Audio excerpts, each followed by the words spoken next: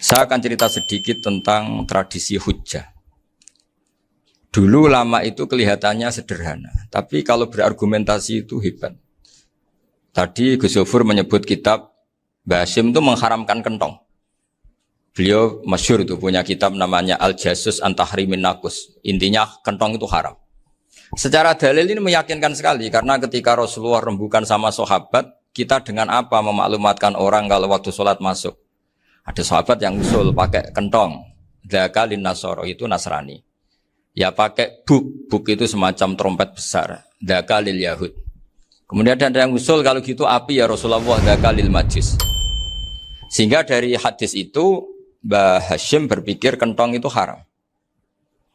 Tapi Mbah Fakih Mas Kumambang itu mengkritik Mbah Hasyim dengan ngarang kitab Hazru'us Antahrimin Nakus. Jadi beliau ngomentari kitab itu sambil geleng-geleng kepala. Kitab kok keliru nganti ngono. Itu jadi cara pikirannya siapa Ki Fakih. Kentong di Indonesia itu kanggo wedhus dicolong gitu. Pos kampling gitu. Kalau ada banjiran ya kentong, ada maling ya kentong. Jadi enggak ada persamaan sama sekali dengan kentong yang milik orang apa? Nasrani. Sehingga di pondok saya itu ada kentong tapi jelek sekali. Karena itu satu-satunya cara supaya beda dengan kentong yang di gereja. Kalau elek kan mirip kentong di pos kampling. Itu ya agak-agak ilmiah sedikit.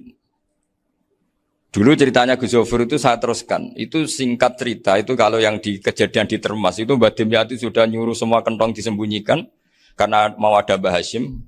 Cerita itu mukarrar di Kiai Fakih sama di Kiai Dimyati Termas. Setelah kentong dikumpulkan semua, Mbah Hasyim datang, senang, ngiranya Syekh Dimyati ini sependapat dengan beliau, yaitu sama-sama enggak ada kentong.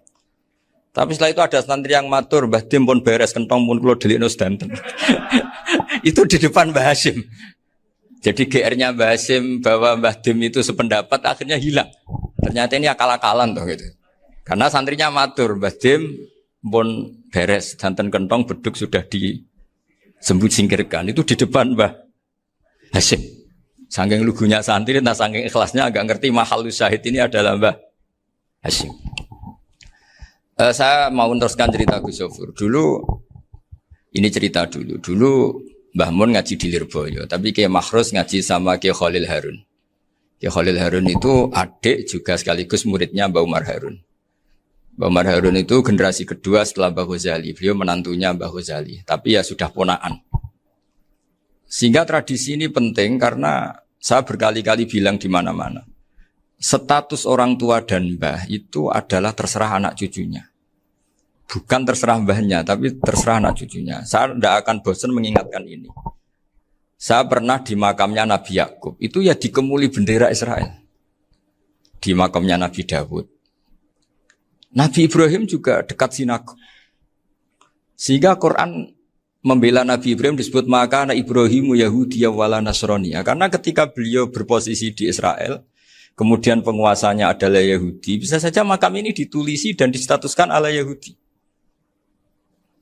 Ya seperti Nabi Yakub. Nabi Yakub itu nabi yang kita yakin tentu berkeyakinan beliau orang baik, orang muslim, orang mukmin, tapi karena di desain mereka ya dikemuli bendera Israel.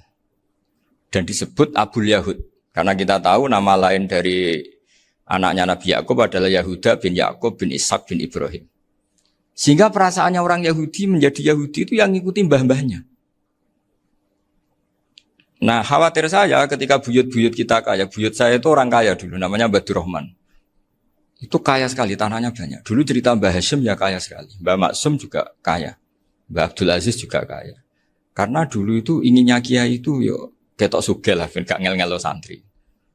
Tapi nanti kalau cucu-cucunya sudah ndak alim, itu ndak dianggap punya tanah itu karena untuk fasilitas santri. Aku tak kedonyan, mbah-mbahku ya kedonyan. Buktinya tanah ombo. Karena dia akan menafsiri sesuai cara berpikir. Makanya sanad keilmuan yang diceritakan Gus Zofur itu harus diulang-ulang. Kalau nggak diulang-ulang, maka kita akan berpikir sendiri untuk menafsirkan Masyayikhon al-Kiram atau Ajdadan al-Kiram. Nah, ini yang bahaya, yang sering Quran mengingatkan. Jadi ada status yang disematkan oleh anak cucu kayak orang Yahuda tadi. Yahuda bin Yakub bin Ishak bin Ibrahim itu menstatuskan mbah-mbahnya yang bernama Ibrahim itu Yahudi. Sampai Quran sendiri yang bela makana Ibrahimu Yahudi wala Nasrani. Karena secara geografis sekarang Ibrahim di Israel dan otoritas itu juga milik mereka sehingga mereka bisa masang-masang atribut yang menunjukkan kalau itu Yahudi. Beberapa al-alim al-alamah yang minna itu sudah wafat dan kadang-kadang zuriyahnya itu tidak kita. Kalau sekarang orang bahasakan kubu sebelah. Akhirnya ya nggak boleh dikholi, nggak boleh diziarah. Terus seakan-akan yaktaduna bi ra'yi, seakan-akan mereka berpendapat dengan pendapat syekh ini padahal enggak. Nah, sehingga tradisi ketersambungan sanad tadi baik secara genetik atau secara asbab itu harus terjaga. Saya beberapa kali banyaklah sering diceritain Mbah Mun. Dulu Mbah Munawir ini cerita ya, Mbah Munawir itu saking senenge kitab, ben santri ini so ngaji kitab. Itu kalau ada alumni Lirboyo, alim disuruh baca muin di sini tuh Mbah Munawir ikut. Saking ingin tasjeknya, ingin ngajari santri bahwa ngapal Quran itu hafal tok, tapi yo paham. Dan penggalinya Mbah Munawir itu sampai klimaknya dulu Mbah Zaini itu nate nikah sama Nyai Komariah kalau nggak salah, binti Karim, binti Manap. Punya putra Gus Habib, Gus Doha yang diantara putrinya dinikahi Gus Rozin. Terus akhirnya kesampaian juga ketika Mbah Munawir punya mantu alim alamah namanya Mbah Ali Maksum, angsal Nyai Hasimah. Sampai Pondok Kramjak ma'ruf bil ilmi, terutama ilmu sorof dulu karena Mbah Maksum itu komplain, fa'ala ya fulu kok terus fa'lan ya fa'ala ya fulu ya uful gitu kan. Masuk fi'il kok jejer isim gitu. Jadi dulu kata Mbah Mun itu ada persaingan ilmu sorof, sorofnya Mbah Maksum Ali Kuaron sama Mbah Ali Maksum Jogja. Jadi walian tok, yang satu Maksum Ali Kuaron, yang satu Ali Maksum. Ya itu dulu saingan ngarang sorof. Nah ini yang menang siapa? Ya terserah duriannya. Kalau duriannya keren ya menang karena terserah yang kampanye. Saya bayangkan adekan Mbah Zubair tidak punya anak sealim Mbah Mun. Mungkin kalau Mbah Zubair juga tidak sewow kalau punya putra Mbah Mun. Karena saya berkali-kali bilang kalau dalam syair Arab itu kama takarroma, kadang dilafatkan kama tasyarrofa bi Muhammadin adnanu. Orang berpikir Adnan itu siapa? Itu karena ada Nabi Muhammad SAW. Orang mencari-cari Mbah Mun itu mencari Mbah Zubair karena ada Mbah Mun. Orang mencari Mbah Dahlan karena ada Mbah Zubair. Wong kok alime ngono iku bapake sapa? Wong kok alime ngono iku putune sapa? Tapi kalau kita ini sudah ndak alim, ini orang sudah enggak tertarik nyari-nyari leluhurnya karena dianggap selesai. Jadi yang dengan tanda kutip yang menghabisi mbah-mbahnya itu ya mesti cucunya. Ini mau ngamuk, mau peringatan, tapi ini juga peringatan pada diri saya sendiri. Jadi sehingga zuriyah ini penting. Kenapa para nabi mesti donga zuriyatan thayyibah? Kenapa selalu berpikir tentang zuriyah? Wa ja'alaha kalimatam baqiyatan fi aqibi. Karena zuriyah ini yang nanti bisa menstatuskan leluhurnya. Seperti tadi cerita Mas Maftuh, ini tak puji betul. Saya hari ini tidak ingin gojlok. Supaya kewalian saya tidak tergerus oleh kedoliman. Saya pernah diceritain Gus Zofur, juga sering baca buku tentang Mbah Maksum. Dulu Mbah Maksum kalau wasiat kembali ya gitu. Kamu harus NU dan harus mempertahankan NU. Tapi tidak dengan cara membenci Muhammadiyah. Dulu Mbah Mun juga sering cerita. Dulu Mbah Hashim itu ngaji Syekh Mahfud. Nah, Mbah Ahmad Dahlan dulu namanya Darwis sering ngaji sama Syekh Khotib Minangkabau. Zaman itu Syekh Khotib sudah modern, sudah ikut gerakan Abdu, gerakan Almanar. Sehingga bawaannya Mbah Ahmad Dahlan ini agak agresif. Yang Mbah Hashim karena hanya mulazim di Syekh Mahfud, hanya sesekali ngaji Syekh Khotib, beliau lebih seperti itu. Dan dua beliau ini sama-sama pernah ngaji Mbah Soleh Darat di Semarang. Mbah Hashim sama Mbah Ahmad Dahlan yang dulu namanya Darwis. Jadi ini masih min minuskatin wahidah mimam bain wahid. Sehingga kita tidak kaget ketika Mbah Ali Maksum mengomentari Muhammadiyah itu masih ahli sunnah wal jamaah. Makanya nanti terakhir saya baca kitabnya Mbah Ali dan sering saya pelajari. Andai kan kita ini sepakat dengan ilmu, ya kita tahulah. Kalau Abu Hanifah itu tidak kunut, Imam Syafi'i kunut, berarti kunut itu mazhabnya Abu Hanifah, bukan mazhabnya Mbah Ahmad Dahlan. Apa tidak kunut itu mazhabnya Abu Hanifah, bukan mazhabnya Mbah Ahmad Dahlan. Kita kunut itu mazhabnya Imam Syafi'i, bukan mazhabnya Mbah Hashim. Ini semuanya masih dalam bingkai ilmu. Adzan qabla subhi juga riwayatnya jelas. Tidak adzan ya sudah perilaku kita sudah jelas. Dulu Mbah Mun sering didik kita gitu. Saya sering dengar cerita kalau dulu Pak Arif Fakhruddin begitu hormat sama Mbah Ali, apalagi zuriyahnya Mbah Azhar Basir, karena beliau dulu do ngaji di Termas. Dulu itu nggak ada masalah karena semuanya dianalisis pakai ilmu. Tapi sekarang pakai identitas, yang kunut itu NU, yang nggak kunut Muhammadiyah. Berarti Abu Hanifah itu Muhammadiyah, Imam Syafi'i itu NU. Berarti Imam Syafi'i itu ya anak buahnya Ki Miftahul Ahyar kira-kira gitu kan anak buahnya Pak Said Akil. Kan terus jadi repot. Dulu kita ini pengagum ilmu, bukan pengagum perbedaan. Sehingga di sini yang saya kagum dari sekian ceritanya Mbah Ali Maksum, supaya kitab ini to the point, supaya nggak lama-lama karena waktunya juga. Nanti kalau kemalaman ini kena semprit ini sudah. Ini diantara yang diceritakan Bali itu unik. Imam Syafi'i itu sering tawassul, sering wasilah sama siapa itu? Abu Hanifah. Ini sudah tak petakan, saya baca yang sensitif lah. So, yang ini ya. Ziyar al-Babus Samin, terus sebentar ini yang bab tawassul.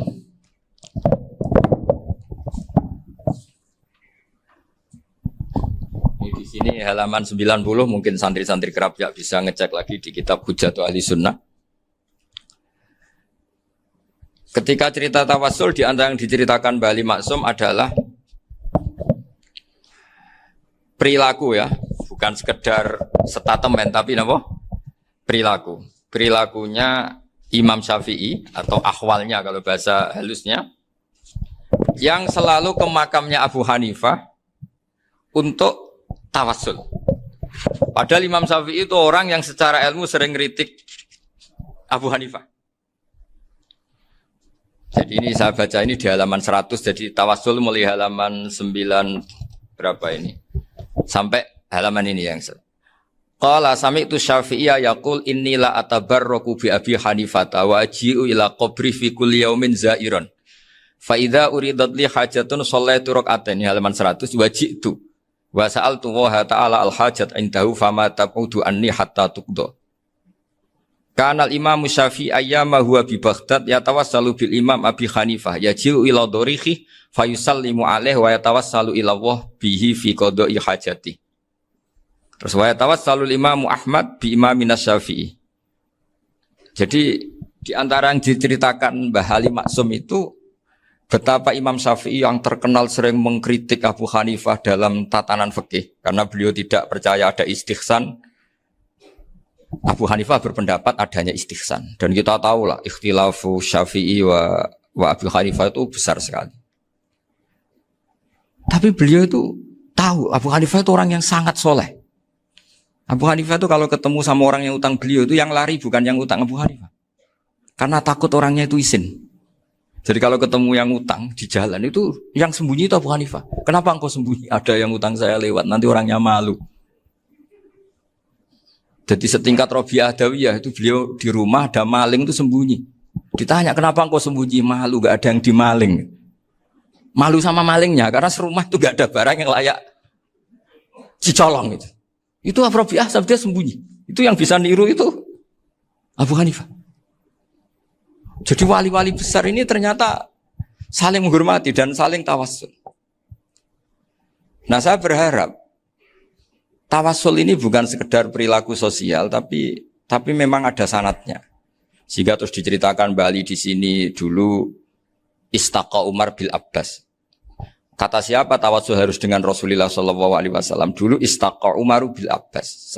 Sayyidina Umar itu tawassul istisqa dengan Sayyid Abbas, padahal kita tahu Said Abbas ini tidak nabi. Terus beliau cerita sampai Imam Syafi'i tawassul sama Abi Hanifah. Sehingga gak ada perdebatan itu kan Umar. Kalau Umar kan ada jaminan boleh diikuti karena beliau sahabat. Bali cerita tentang Imam Syafi'i yang tawassul dengan Abu Hanifah. Seargumentatif itu. Sehingga ada cerita dalam sebuah tafsir. Ya saya ulang lagi, ada cerita di sebuah tafsir. Kenapa Nabi Musa ditanya Allah, wa matilka biyaminika ya Musa? Ma'ana wa ta'ala a'lam. Tentu Allah sangat tahu yang dibawa Musa itu apa. Karena Allah tahu Nabi Musa itu grogi. Orang dipanggil Wali Maksum pasti grogi, santri dipanggil Mbah Mun pasti grogi. Kenangan saya setiap dipanggil Mbah Mun ya mesti tanya, yang ringan-ringan, wis sarapan ya. Arung sarapan ya sarapan. Pas sarapan ya kan tanduk mangan sing enak, wong santri ora tau mangan enak. Ya enggak pernah ngomong yang penting, ngendikan yang penting. Nah, karena Nabi Musa ini grogi, ini sebagian tafsir. Itu ditanya yang ringan, "Sake iku nggawa apa?" Karena pertanyaannya ringan, Nabi Musa juga ringan. Ya Nabi Musa itu sampai lali, itu pangeran. Sing ya'lamu sirra wa akhfa. Diterang. Niki tongkat Gusti. Gunanya ke atas Gusti tongkat ini. Qala ya asoya atawakka'u 'alaiha wa ahusyu biha 'ala ghanami wa liya fiha ma'arifu ukhra. Oh, tongkat Gusti niki penting Gusti. Nggih nak. Nggih macam-macam lah Gusti. Atawakka'u 'alaiha wa ahusyu biha 'ala ghanami kangge menghalokan. Masih terang terakhir dan yang lain-lain Gusti. Wa liya fiha ma'arifu ukhra. Sehingga akhirnya rileks. Karena Nabi Musa terus ngerti.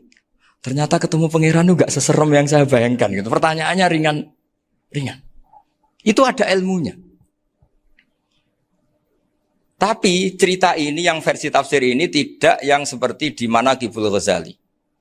Di beberapa kitab tentang Manaqibul Ghazali diceritakan di alam roh Nabi Muhammad SAW itu yubahi bi umati, saking yubahinya sampai ngendikan ulama umati ke anbiya Bani Israel. Ulama umatku itu pinternya atau statusnya itu mirip-mirip lah. Kaf itu ya mirip-mirip lah, mirip-mirip kayak ulamanya nabinya Bani Israel. Akhirnya Nabi Musa itu tersinggung sekali. Bagaimana mungkin ulama disamakan dengan apa? Nabi. Sehebat-hebatnya ulama itu kan tidak akan yabluhu darajatan nubuwah atau yartaqi ila darajatin nubuwah. Itu akhirnya, ya kalau kamu nggak percaya panggil, yang dipanggil Imam Ghazali. Ya Nabi Muhammad juga nggak mau kalah itu. Kalau manggil ulama RT ya kalah keok. Gitu. Akhirnya Imam Ghazali datang, ditanya sama Musa, "Mas Muka, nama kamu siapa?" "Ana Muhammad bin Muhammad Al-Ghazali At-Tusi Asy-Syafi'i." Itu disebut panjang. Terus Nabi Musa guyu-guyu. "Kamu ulama kok ngomong yang nggak penting, ditanya namanya kok penjelasannya sepanjang itu, dianggap itu satu kesalahan. Masa tanyanya nama kok ditanya jawabnya Muhammad bin Muhammad Al-Ghazali At-Tusi Asy-Syafi'i, kepanjangan ini." Ketika Nabi Musa agak mencibir, agak gimana itu, terus jadi Imam Ghazali, "Kalau ini masalah, lebih masalah jenengan." "Apa itu?" "Yang tanya jenengan tuh Allah ya alamu sirra wa akhfa, dan Allah hanya tanya wa ma tilka biyaminika ya Musa." Harusnya jenengan jawab asoya titik, bukan kepanjangan. Atawakka'u 'alaiha wa syubha itu kepanjangan. Allah tanya yang di bawah kamu itu apa? Yang di tangan kamu. Harusnya jawabnya hanya asoya. Tapi kenapa penjelasannya sepanjang itu? Sampai terakhir waliya fiha ma'arifu ukhra. Terus pinter tenan kayak gitu. Terus Nabi Musa terus bilang, ya pinter tenan aja gitu. Padahal kita tidak pernah GR seperti itu kan, kebetulan Imam Ghazali gitu. Kalau yang lain mungkin ya keok lah kira-kira gitu. Tapi ini cerita dalam khazanah keilmuan. Benar yang dikatakan Gus Zofur. Saya termasuk orang yang pernah mondok Lirboyo Pasanan. Jadi setelah saya disuruh nemani Gus Kamil, tahun berikutnya Gus jenengan disuruh. Pokoknya anakku bosak ulan lah kudu tahu mondok Lirboyo. Biar aku tahu ngaji Wakarim. Terus yang disuruh Mbak Turi Gus Kamil itu saya. Jadi saya pernah 1 bulan tuh di Lirboyo. Karena saya ini santri beling ya, kontraknya pokoknya penting ziarah Bakarim. Biasanya nggak pernah ngaji. Pokoknya gerbareng Isa. Ziarah ya sudah. Ngaji pas subuh ingat saya sama Gus Imam. Itu dari 17 hari ingat saya ngaji 2 kali. Tapi kalau ziarah ke Bakarim sudah lupa jumlahnya karena memang kontraknya disuruh ziarah. Sampai seperti itu. Dan saking senengnya bangun sama Bakarim saya masih ingat. Ngamplopi salam template itu masih ingat untuk Gus Anwar, untuk Gus Imam, untuk Gus Kafabi, termasuk untuk Gus Maksum. Itu malam-malam saya dijak ngamplopin. Zaman itu saya masih ingat selawewu. Zaman itu kos 1 bulan itu 13.000. Jadi kira-kira kalau 25.000 itu untuk kos 2 bulan. Jadi saya krusnya itu pakai kos. Saya masih ingat Mondok Sarang itu kos 1 bulan 13.000. Berarti kira-kira 500.000 itu di amplopin sendiri sama Bang. Ini untuk Gus War, ini untuk Gus Imam, ini untuk Gus. Padahal Gus Imam ini mondoknya sudah dibangun. Itu bangun hormatnya sampai untuk jatah salam tabligh. Nah yang ribet kebalikannya, kita pulang Gus Imam karena melihat Gus Kamil ini putrane Mbah Mun, Gus Kamil disangoni. Saya juga disangoni karena Gus Imam dulu ngaji juga sama Pak D saya. Sama keluarga saya. Itu kata Gus Kamil setelah keluar. Mau agak muni gua abal, boten berarti gua aku. Karena ini penting. Ini kalau sampai dianggap tukar guling, ribet deh. Jadi ditakwil sendirilah. Mau gak muni gua abal ya? Boten wis. Yes berarti halal. Tapi sama Mbah Mun ya ditanya. Ditanyanya bukan apa karena untuk meneruskan tradisi bahwa kalau kiai ketemu itu ya saling memberi hadiah, saling itu sudah faqaddimu baina adena jawakum apa? Sotak. Sehingga ketika Kapya ini punya Bali Maksum alim alama, kemudian melahirkan murid-murid yang juga ipar kayak Mbak Warsun bisa ngarang apa Kamus Al Munawir, Pak Bik juga punya karangan Kamus Al Muasir. Saya itu punya semua. Karena ini adalah buah dari bahwa kita ini tidak kalah sama produk-produk yang di sana. Bahwa produk di kita ini sudah cukup untuk mengantarkan orang menjadi alim alama. Dulu Mbak Zubair ke Mekah ya sudah alim alama. Gus Zufur ke Al-Azhar sudah alim semua. Teman-teman kita ke Mekah itu sudah alim semua. Padahal produk mondoknya ya tadi. Mau digojlok kiai ini, terus mangkel be keamanan biasanya. Biasanya musuh besar pondok itu keamanan. Jadi ya bukan berarti gojlok ibunya Gus Maftuh enggak. Biasanya keamanan itu musuhnya apa? Banyak. Itu tradisi keilmuan itu harus dijaga dengan hujjah dan dengan tadwin, dengan pembukuan. Saya punya sekian cerita ya, misalnya dulu kita mungkin iskal itu janggal. Kenapa sih orang Islam tukaran sama orang Islam? Sehingga di antara doa Nabi yang enggak dikabulkan Allah, enggak boleh dikabulkan sama Allah enggak boleh, bukan berarti enggak mustajab. Redaksinya famana aniha, memang enggak boleh. Redaksinya bukan falam yastajib lahu tapi famana aniha. Di Al-Marrah As-Salisa ini Nabi dilarang, yaitu melarang umat Islam itu jangan sampai tukaran sama umat Islam sendiri. Itu kata Allah, ya tidak bisa kata Allah, kalau itu tidak saya kabulkan. Itu dulu guru-guru kita nyontohkan sederhana. Kira-kira kalau saya tukaran wek Gus Zofuru, Mbah Mun luwih ikhlas dibanding ditukari wong liya.